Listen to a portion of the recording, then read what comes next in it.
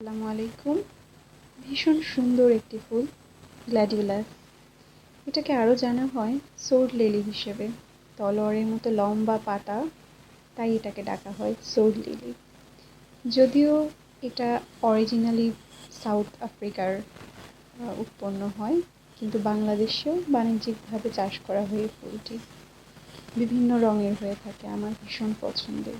এটা আমার বাগান, ছোট্ট বাগান, খুব সুন্দর।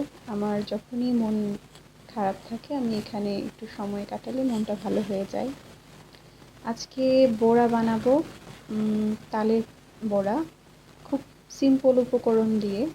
যেহেতু হুট করে ইচ্ছে করছিল খেতে, তাই ফ্রিজে তালের বড়ার জন্য যেই শাঁস রাখা ছিল সেই তালটাকে অ্যাড করে চালের গুঁড়ার সাথে একটু চিনি অ্যাড করে খুব ভীষণ মজাদার তালের বড়া ঝটপট বানানো হয়ে গিয়েছিল, যেটা কিনা সকালে রেখে খাওয়ার মতো অবস্থা ছিল না, বেশি মজা হয়ে গিয়েছিল। তাই সবাই রাতেই মোটামুটি খেয়ে নিয়েছে এবং ভীষণ প্রশংসা করেছে।